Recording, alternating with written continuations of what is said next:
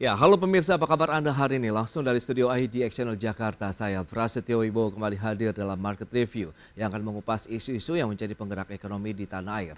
Live streaming kami bisa Anda saksikan juga di idxchannel.com dan langsung saja kita mulai Market Review selengkapnya.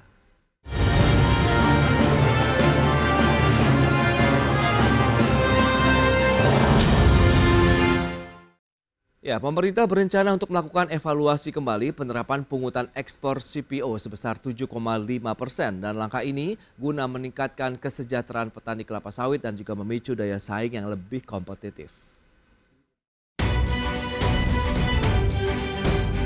Badan Pusat Statistik mencatat kinerja ekspor komoditas CPO dan produk turunannya di sepanjang bulan Oktober 2024 mampu tumbuh double digit mencapai 70,90% secara bulanan dan 25,35% secara tahunan. Adapun nilai ekspor CPO dan turunannya sebesar 2,37 miliar dolar Amerika Serikat. Di sisi lain, pemerintah akan melakukan peninjauan kembali penerapan pungutan ekspor minyak kelapa sawit atau crude palm oil. Besaran pungutan ekspor CPO yang berlaku saat ini sebesar 7,5%. Langkah evaluasi kebijakan pungutan ekspor CPO ini diharapkan akan membuat petani kelapa sawit lebih sejahtera dan memicu daya saing sawit menjadi lebih kompetitif. Deputi Bidang Koordinasi Pangan dan Agribisnis Kementerian Koordinator Bidang Perekonomian Didak Gardera seperti dikutip media mengatakan pemerintah akan melakukan evaluasi setiap 3 hingga 6 bulan sekali. Meski demikian, besaran pungutan ekspor CPO belum bisa dipastikan berubah atau tetap di angka 7,5% sebab akan sangat bergantung dari hasil kesepakatan evaluasi. Sementara itu, besaran tarif pungutan ekspor CPO dibagi ke dalam 2 kelompok jenis barang, yaitu kelompok 1 dengan tarif spesifik sesuai jenis barang, kelompok 2 sebesar 7,5% dari harga CPO referensi Kementerian Perdagangan. Kelompok 3 sebesar 6% dari harga CPO referensi Kemendak, kelompok 4 sebesar 4,5% dari harga CPO referensi Kemendak, dan kelompok 5 sebesar 3% dari harga CPO referensi Kemendak. Dari Jakarta, tim liputan IDX Channel.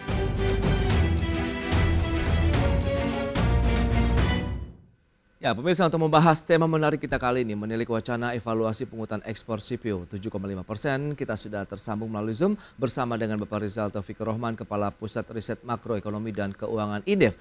Halo Pak Rizal, apa kabar? Baik, Mas Pras, alhamdulillah. Baik, salam sehat juga. Terima kasih atas waktu yang disempatkan dan sudah bergabung ini Bapak Gulat M.E. Manurung, Ketua Umum DPP Asosiasi Petani Kelapa Sawit Indonesia Apkasindo. Halo, Pak Gulat, apa kabar? Kabar baik, Mas Pras. Baik, terima kasih juga atas waktu yang disempatkan ini Pak Gulat. Sebelum membahas lebih jauh, boleh dong diupdate terlebih dahulu kepada pemirsa bagaimana sih dari sisi kinerja dan juga kondisi industri perkebunan kelapa sawit atau CPO di tanah air hingga saat ini nih Pak Gulat. Baik, terima kasih Mas Pras. Jadi alhamdulillah begitu tegasnya Pak Presiden Prabowo menjelaskan bahwa kita akan menggunakan CPO untuk kebutuhan dalam negeri, terkhusus untuk energi. Nah, ini sudah menjadi peluit yang sangat kencang kepada dunia, karena sawit itu kan digunakan oleh paling tidak 200 negara di dunia ini. Nah, ini telah merangsang naiknya harga CPO pada 3 bulan terakhir, terkhusus pasca dilantiknya Bapak Presiden Prabowo Gibran. Nah, akibatnya apa? Terdongkraklah harga TBS. Nah, itu yang pertama poinnya. Yang kedua adalah ketika terdongkrak harga TBS, memang kami harus mengakuin, kami di petani sawit, terkhusus di teman-teman petani sawit swadaya, ya, karena Apkasindo menaungi 2 tipologi petani, yaitu swadaya dan bermitra. Teman-teman petani swadaya itu tertatih-tatih karena produktivitas dari teman-teman petani sawit swadaya ini justru tidak kunjung naik dari 300 sampai 800 kg per hektar per bulan, ya seperti itu. Padahal kalau dia direplanting, diremajakan program pemerintah, itu bisa naik sampai 2.500 sampai 3.500 kg per hektar per bulan. Jadi dua hal yang agak antagonis ya. Harga TBS naik, produksi tidak naik. Nah, ini mungkin anomali yang harus kami jelaskan kepada masyarakat ataupun kepada pemerintah. dan termasuk juga kepada badan-badan riset bahwa ada masalah di sektor hulu. Sektor hulu itu menjadi bumerang kalau kita tidak segera memperbaiki. Karena konsepnya adalah tidak ada lagi pembukaan lahan baru, tentu yang harus kita lakukan adalah intensifikasi. Di saat yang bersamaan, kementerian lembaga yang selalu menghalangi program-program peremajaan secara rakyat ini bolak-balik mengklaim itu kawasan hutan lah, izin HGU lah. Nah, makanya Ombudsman semalam sudah melampaikan hasil penelitiannya, dan itu harus menjadi rujukan kementerian terkait. Jangan lagi ada lagi ngomongan yang lain, A, B, C, D, E.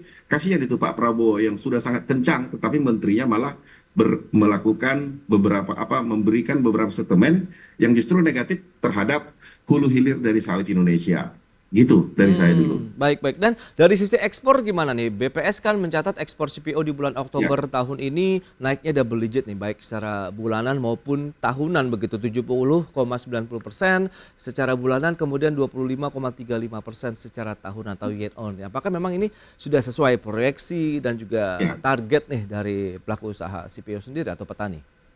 Baik, kalau menurut saya itu sangat wajar. Seperti saya sampaikan tadi, ketika Pak Presiden Prabowo sudah memastikan akan menggunakan biodiesel B40, paling tidak kita butuh 14 juta ton CPO, artinya lebih daripada 20% itu dari produksi nasional. Tentu dunia akan panik gitu loh. Maka dunia itu sibuk mengimpor CPO dari Indonesia, makanya terjadi kenaikan yang cukup signifikan pada periode Oktober ini. Dan saya pikir itu akan berlangsung sampai dengan bulan Desember. Nah, ini menjadi menarik sekali. Makanya berkali-kali saya katakan, sawit itu Indonesia yang mengatur sawit dunia. Jangan kita diatur oleh negara-negara pesaing sawit. Nah, di sini yang perlu kita sampaikan.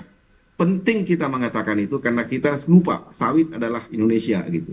Baik, Pak Gulat. Nah, Pak Rizal, lantas bagaimana Indef melihat begitu dengan kinerja eksportasi CPO kita begitu? Apakah memang ya komoditas CPO lagi-lagi nih selalu masih menjadi andalan lah bagi penerima negara kita dan juga ekspor?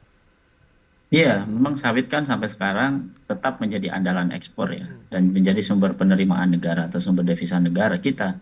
Bahkan terakhir itu dengan naiknya 71% tadi ya, bisa mendongkrak cukup besar gitu ya, penerimaan negara hampir di 2,37 miliar US dollar ya. Dan terutama ekspor CPO dan turunannya per Oktober 2024. Nah, ini kan tentu sawit itu menjadi komoditas pertanian basically dari perkebunan yang memang masih memberikan harapan besar bagi devisa kita. Nah, yang justru menjadi tantangannya adalah ketika ada ya review atau rencana ya pemerintah merevisi gitu ya, mengevaluasi lagi pajak ekspor menjadi 7,5% dari 11% kalau nggak salah ya. Maka ini justru menjadi pertanyaan gitu. Sisi lain kita mau dongkrak ekspor ya, kan harusnya dorong ekspor. Ya, harapannya dengan naiknya ekspor, tapi kok malah pajak ekspornya diturunkan, kan gitu ya. Memang ya tujuan untuk mensejahterakan petani is okay. Pertanyaannya adalah seberapa besar kontribusi petani gitu ya terhadap produksi CPO ya yang di sektor hulu itu. Karena tadi disampaikan oleh Pak Gulat juga dikonfirmasi bahwa produksi CPO di produksi TBS ya di sektor hulu dari petani itu ya relatif sedang turun ya, produktivitasnya juga memang butuh diperhatikan gitu, terutama di benih ya. Jadi di bibit ini juga menjadi concern. Jadi menurut saya yang kalau pertanyaannya atau kita melihat bahwa pajak ekspor ini akan direview is okay, tetapi betul-betul dipertimbangkan siapa yang diuntungkan dan siapa dirugikan.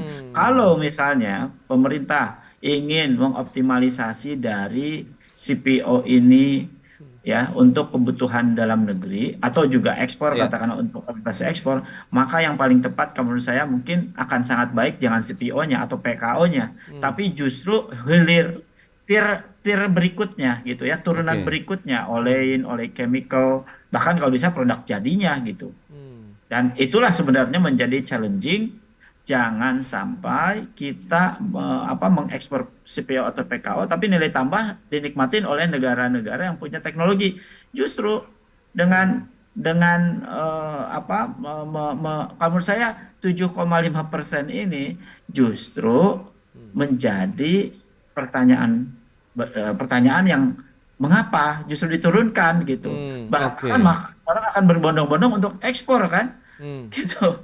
Ya, Dan ya, dan ya. justru yang paling bagus adalah supaya daya tarik industri turunan CPO atau PKO di Indonesia tinggi, sebaiknya justru menarik investor di sini untuk mengolah hilirisasi atau industri dari PKO CPO untuk menjadi barang jadi gitu. Oke, Maksud saya baik. sih itu concernnya. Ya, Pak Rizal, karena kita tahu juga evaluasi kan rencana akan dilakukan 3 bulan sekali dan 6 bulan sekali. Meskipun kita tidak tahu apakah diturunkan akan ataukah tetap begitu ya di 7,5% ini. Mengingat ini masih menunggu hasil evaluasi atau peninjauan kembali begitu yang nanti akan dilakukan oleh pemerintah. Kita akan bahas lebih jauh lagi seberapa urgensinya nanti begitu terkait dengan PE CPO ini. Kita akan jeda terlebih dahulu dan pemirsa pastikan Anda masih bersama kami.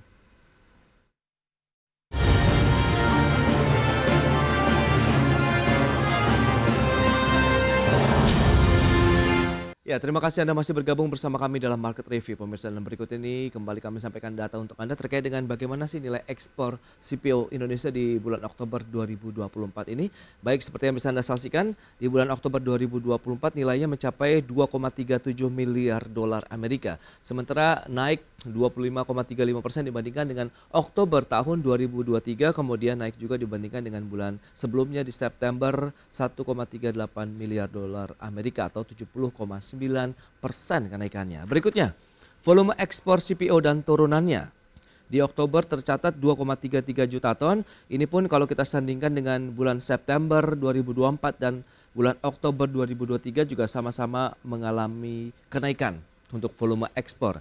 Dari sisi berikutnya kita lihat untuk harga ekspor CPO dan turunannya di bulan Oktober tercatat 1.015,75 dolar Amerika per ton, sementara naik juga dibandingkan dengan September yang tercatat 932,05 dolar Amerika per ton, sementara di Oktober 2023 821,97 dolar Amerika per ton. Baik pemirsa, kita akan lanjutkan kembali perbincangan kita bersama dengan Bapak Gulat Manurung, Ketua Umum dari Apkasindo, kemudian juga Bapak Rizal Taufikur Rahman, Kepala Pusat Riset Makroekonomi dan Keuangan Indef. Nah, berdasarkan beberapa data tadi yang sudah disampaikan Pak Gulat, tadi sudah disinggung juga nih oleh Pak Rizal terkait dengan rencana evaluasi kembali dari pungutan ekspor CPO 7,5%. Meskipun memang belum ditetapkan apakah nanti akan turun atau tetap stabil di 7,5%. Urgensinya sendiri seperti apa? Kalau Anda katakan memang ini masih ada sedikit permasalahan yang cukup fundamental begitu di hulu terkait dengan petani swadaya. Pada saya Mas ya. Ya. Baik. Kalau saya melihat justru kebijakan menurunkan pungutan ekspor itu di saat harga CPO sedang baik, ada 3 hal yang menjadi terdampak. Yang pertama, seperti katakan Pak Taufik tadi, itu akan terjadi namanya ekspor berbondong-bondong. Nah, di saat kita akan segera masuk ke B40, nah, tentu ini menjadi tantangan yang cukup berat. Yang kedua adalah, jika pungutan ekspor diturunkan, itu BPDPKS bisa tutup. Bisa bubar, uangnya nggak ada lagi. Di saat kita akan menaikkan B40 di 2025 nanti. Nah itu kan butuh 14 juta ton CPO yang menggunakan dana BPDPKS untuk melakukan pembayaran selisih harga CPO, pembayaran selisih harga biodiesel dengan solar. Nah yang ketiga, itu kalau diturunkan pungutan ekspor dari 7,5 saat ini, sebenarnya ya saya nggak mengerti. Jadi dana BPDPKS tadi yang untuk peremajaan sawit rakyat, karena memang permasalahan kita sekarang ini adalah di perkebunan sawit rakyat, karena produktivitas kebun sawit rakyat hari ini saya katakan baru 25-35% dari yang idealnya. Berarti ada spasi paling tidak 75% target dari replanting. Nah di saat yang bersamaan kita malah menurunkan pungutan ekspor. Jadi ini terbalik. Harusnya ini kesempatan BPDPKS untuk menambah cadangan kas BPDPKS. Ketika naik harga CPO, maka pungutan ekspor naik. petani sawit tidak keberatan ketika harga naik CPO karena harga TBS petani terdongkrak. Sejujurnya beban daripada pungutan ekspor itu semua dibebankan ke hulu, yaitu adalah TBS petani sawit yang hari ini kami terbeban paling tidak Rp215 hari ini ya per kilogram TBS kami berkurang. Rp215 berkurang karena dipungut melalui pungutan ekspor. Happy petani, happy. Karena apa? Itu semua simultan dengan tujuan daripada pemerintah bagaimana menjaga harga TBS petani, bagaimana meningkatkan kualitas petani melalui program-program BPD PKS. Nah, 3 hal ini akan terdampak jika kita malah menurunkan pungutan ekspor di saat harga CPO sedang bagus gitu. Nah, Pak Gulat, sebenarnya nilai 7,5% sendiri cukup ideal tidak sih saat ini kalau memang ini kaitannya dengan produktivitas ataupun ya beban yang dirasakan oleh petani begitu? Ya sangat ideal lah. Kalau menurut aku malah kalau bisa dinaikkan sebagai rumus daripada yang ada, bukan malah diturunkan. Terbalik itu. Jadi saya pikir kita butuh juga hati-hati. Ini baru awal pemerintahan Presiden Prabowo. Jangan macam-macam para menteri, lembaga. Jangan membuat kebijakannya yang justru negatif dengan tujuan Presiden Prabowo di 8 poin citanya. Ya gitu. Baik, nah kalau selama ini dari sisi penggunaan dana pungutan ekspor, kalau Anda katakan tadi akan berdampak terkait dengan operasional BPD PKS begitu. Sejauh ini apakah sudah sesuai juga harapan dari para petani begitu, pelaku usaha begitu di sektor hulu CPO sendiri? Tadi ada replanting yang diharapkan karena baru 35%, sementara kan masih banyak yang perlu digenjot lagi begitu Pak Gulat. Ya, sebenarnya kalau mau merajuk istilah petani, kami merajuk karena dana yang terserap itu disediakan 1 tahun 5,4 triliun, tapi yang terserap dari petani nggak pernah lewat dari 1 triliun. Masalahnya di BPD PKS tidak. Masalah di mana? Persyaratan yang terus bertambah-tambah dibuat oleh kementerian terkait yang hari ini kami juga baru tercapai kurang lebih 40.000 hektar dari target 120.000 hektar. Ini kan sebenarnya aneh. Maka itu saya bilang, kalau dikatakan pemanfaatan dana untuk petani sawit, yes, memang belum optimum. Tapi bukan berarti itu BPD PKS dikurangi uangnya.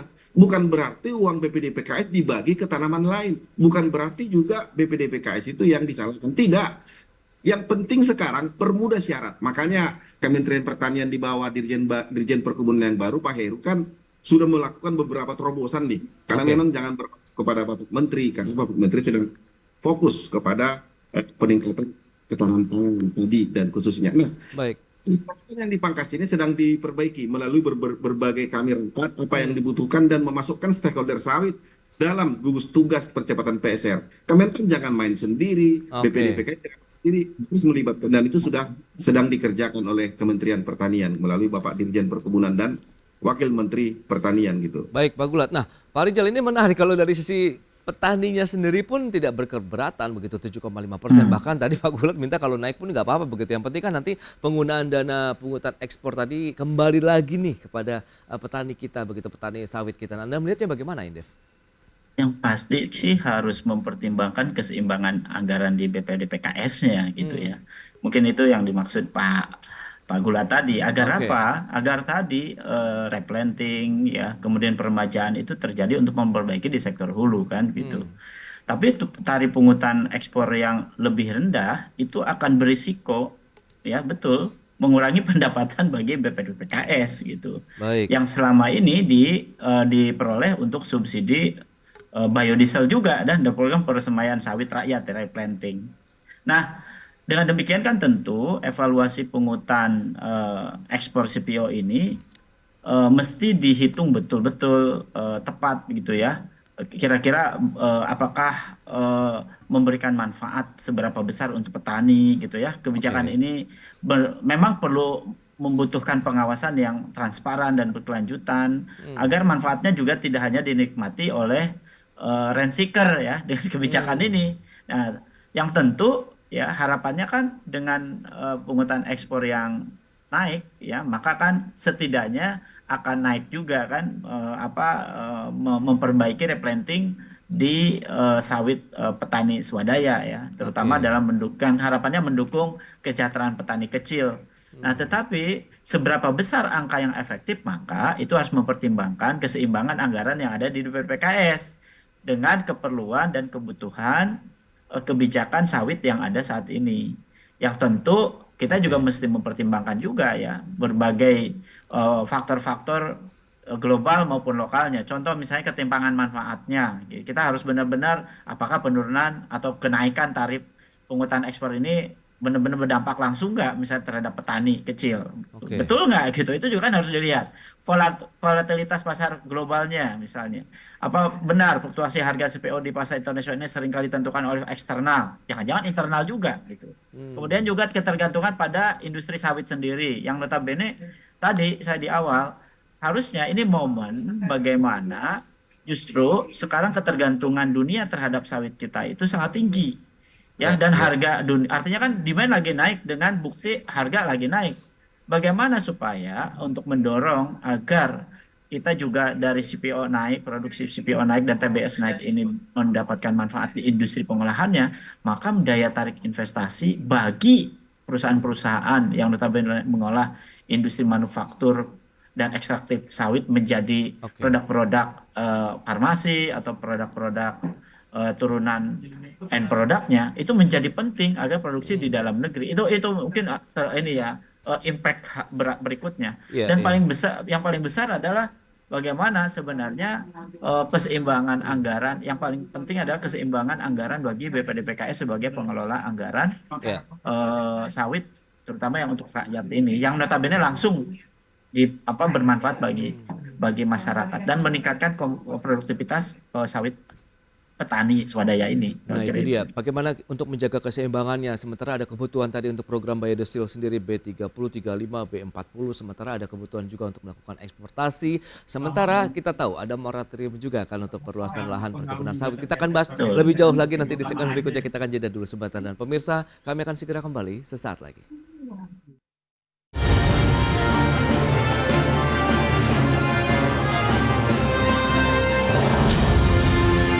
Ya, semakin menarik perbincangan kita terkait dengan upaya pemerintah yang akan melakukan evaluasi terkait dengan pungutan ekspor CPO begitu ya. Ternyata memang ini yang mendapat tanggapan yang cukup beragam juga nih justru dari pelaku usaha sawit sendiri yang beranggapan wah 7,5% ini masih cukup aman begitu, dan tadi yang penting bisa menjaga operasional industri sawitnya sendiri, manfaat dari pungutannya pun juga dirasakan kepada intensifikasi dari industri sawit. Nah, Pak Rizal, lantas bagaimana kalau kita bicara mengenai penerimaan negara dari CPO, ekspor CPO sendiri? Sementara kan tadi ada penggunaan program biodiesel sendiri, berarti kan ya kita tahu demand di dalam negeri akan semakin bertambah, sementara kebutuhan luar negeri juga terus meningkat belakangan ini. Tadi disampaikan oleh Pak Gulat naik dalam beberapa bulan terakhir untuk harga CPO sendiri. Silakan. Kalau kemudian bisnis as usual Ya. policy ini gitu ya, tanpa diimbangi atau diikuti oleh policy yang lain, maka ya tentu dengan katakanlah ya skenario diturunkan katakanlah, Ya. maka ya terhadap pendapatan apa namanya, kan ini harus hitung begini, berapa sih ekspor devisa yang diterima pada saat kita mendorong ekspor gitu ya, atau ekspor bertambah gitu, dengan berapa pada saat kalau dinaikkan atau diturunkan kan gitu ya.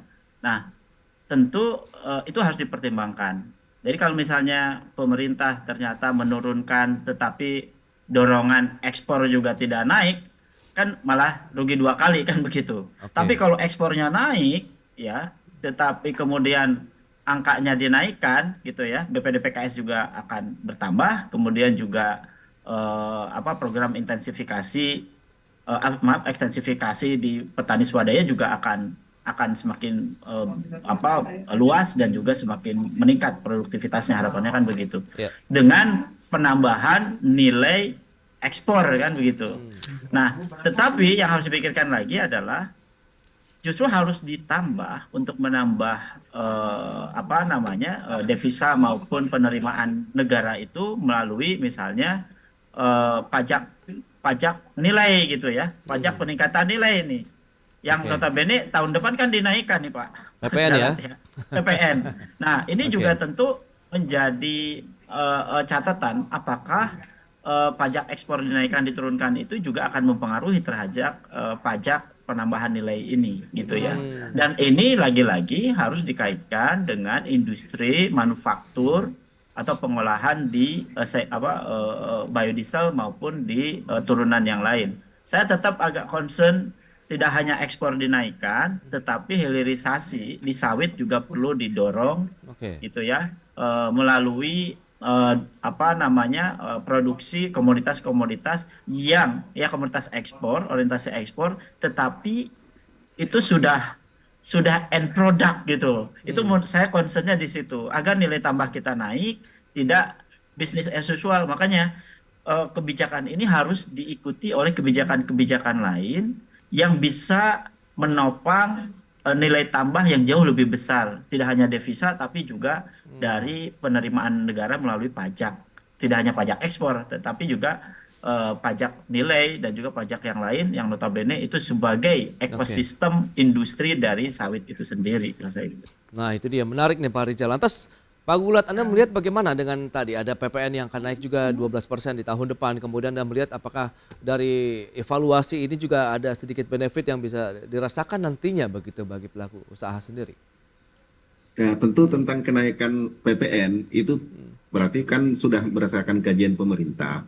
Nah, kalau kami dari petani sawit, sepanjang kami bisa melakukan aktivitas budidaya kelapa sawit, kami mendapatkan margin yang cukup untuk ekonomi keluarga dan pendidikan kesehatan, saya pikir nggak masalah. Karena negara ini juga hidup dari pajak. Lah, kalau kita semuanya daripada majakin pedagang bakso, majakin pedagang asongan, kan lebih bagus kita melihat sawit ini bisa menjadi bagian pemasukan negara melalui PPN yang meningkat atau lain sebagainya. Tapi sekali lagi saya ingatkan, kita jangan salah pengertian, pungutan ekspor itu bukan pajak.